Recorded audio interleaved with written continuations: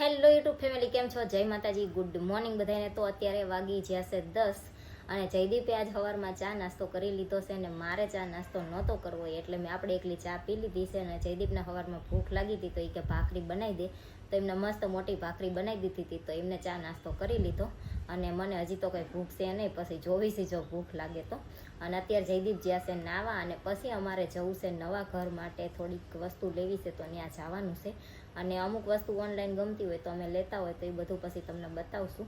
પણ અત્યારે હવે છે ને કેવું થાય કે અત્યારે જયદીપને ટાઈમ હોય છે ને તો અમે લઈ આવી, પછી ક્યારેક વસ્તુ લેવા જવું હોય ને ત્યારે ટાઈમ ના હોય એટલે જઈ ના એકવી. તો મેં કીધું અત્યારે ટાઈમ છે ને તો લઈ આવી, પછી પાછું કંઈ કામ એવું આવી જાય ને એમને વહેલા ઓફિસ જવાનું થાય આ તે, તો પછી પાછું ના મેળ આવે, મારે એકને જવું પડે.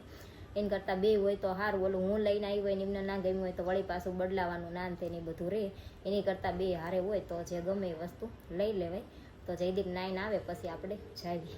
તો અમે છે ને જ્યાં તા મોટા વરાસા, કતારગામથી મોટા વરાસા જ્યાં, અને જે વસ્તુ લેવા જ્યાં તા ને એ વસ્તુ અમને મળી નહીં, કેમ કે અમે છે ને ઓનલાઈનમાં એક વસ્તુ મંગાવી છે, એ આવશે પછી આપણે એક વિડીયો બનાવશું, પછી તમને બતાવશું. પણ એ વસ્તુ મંગાવી છે એની હાટું એક બીજી વસ્તુ જોતી હતી, એ લેવા જ્યાં તા પણ એ અહીંયા મળી નહીં, એટલે હવે બીજે ચેક જોશું, આપણને મળી જાય તો આપણે લઈ લઈશું. તો એ મળી નહીં એટલે ખોટે ખોટો ધક્કો થયો ને પાછા આવ્યા. હવે ઘરે આવી અને લાગી જઈ છે ભૂખ ને થઈ ગયા છે 12:30.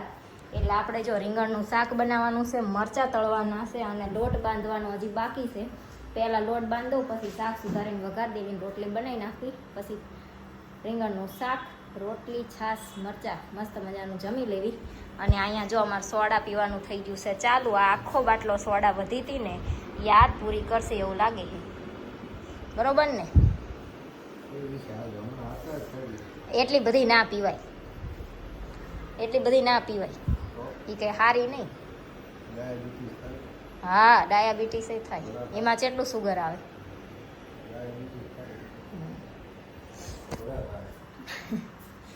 ગાંડાબિટીસ ના થવું પડે, ડાયાબિટીસ થાય. તો હાલો હવે છે ને આપણે જમવાનું બનાવી નાખવીને એ પીવે છે સોડા. હવે વધે એટલે ખરી. આપણું શાક, રોટલી, છાશ, મરચાં બધું છે રેડી અને બેહી જ્યાંથી જમવા. હવે જમી લઈએ. જો બપોરે જમી અને આપણે છે ને થોડીક વાર સૂઈ ગયા હતા અને જાગી અને બનાવવા મૂકી દીધી છે ચા, તો ચા પી લેવી. પછી જો આપણે ચાના બપોર જમ્યા હતા એના વાસણ ધોવાના છે. અત્યારે છે ને અમે જ્યારે ખાલી કરવી પછી આ મકાન જે ભાઈએ રાખ્યું છે ને એ આવ્યા હતા અને કહેતા હતા કે અમે ધાબામાં કે હા સુધી સામાન મૂકી જશું. તો મેં કીધું વાંધો નહીં, મૂકી જજો. તો કે ભાડું તમે ભરોસો એટલે કે અમારે તમને કહેવું પડે કે અમે સામાન મૂકવાના છીએ એમ. પણ એ કે અમારે ત્યાંથી સામેથી ખાલી કરાવે છે અને 1 મહિના હાટું મારે બીજે રૂમ રાખવી પડે એવો પ્રોબ્લેમ છે, એટલે એ કે ધાબામાં સામાન મૂકી જાવી છે. તમને કે કંઈ પ્રોબ્લેમ ના હોય તો મેં કીધું કાંઈ નહીં, મૂકી જાજો. કેમ કે બીજાનું પછી આપણે થોડુંક તો સમજવું પડે, ધાબું એવડું મોટું છે તો ધાબામાં કંઈ આપણે આળોટવાનું તો હોય નહીં. અને એમને ખોટે ખોટું 1 મહિનો ભાડું ભરવું એની કરતાં મેં કીધું મૂકી જજો. અને અમે હવે આ 2-2.5 વર્ષથી અહીંયા રહેવી છીએ, પણ અમને કોઈ દિવસ એવું નથી લાગ્યું કે અમે ભાડે રહેવી છીએ. મકાન માલિક એટલા સારા છે અને મકાન માલિક દાદા છે ને અમારે, એ તો આમ દેહમાંથી કોક આવ્યું હોય કે મારા હગાવાલા કોક આવ્યા, ગમે એ હગાવાલા આવ્યા હોય ને તો બધાયના મોઢે એટલા વખાણ કરે ને અમારા કે ના ના આમની જેવું તો કે કોઈ કે અમને હવે સારા બીજા મળે ને તો સારું છે એમ. એટલે જ્યારે અમારે છે ને શરૂઆતમાં અહીંયા જ્યારે રૂમ રાખવાની હતી ને એ વખતે એવું થતું હતું કે રૂમ રાખવા આવ્યા ને તો એમને અમને પૂછ્યું કે તમે કેવા છો, તો અમે કીધું અમે કારડિયા રાજપૂત છીએ. તો રાજપૂત કીધું ને એટલે અમારા મકાન માલિક પ્રજાપતિ છે, તો થોડુંક હાના થતું હતું કે રાજપૂત છે એટલે નથી દેવું, ચેવા હશે ચેવા નહીં, એટલે કે નથી દેવું એમ. પછી 2-3 વાર હું અહીંયા આવીને પૂછવા તો પછી એમને એમ થયું કે હાલો ને દેવી એમ.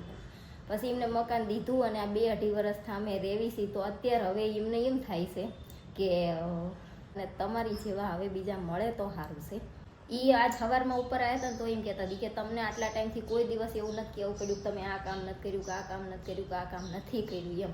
અને સામુનું અમે જ્યારે મકાન ગોતતા હતા ને તોય અમુક જગ્યાએ એવા રૂલ્સ હોય કે બીજી કોઈ જ્ઞાતિને ના દેતા હોય, તોય તે દાદા કહેતા હતા તમતાર તમને મકાન ગમતું હોય ને એવું હશે ને તો હું તમારા હારે આવીશ ને હું તમને કહીશ કે ભાઈ અમારે ત્યાં 2-2.5 વર્ષ થયા રહેશે અને બહુ સારા માણસ છે એમ.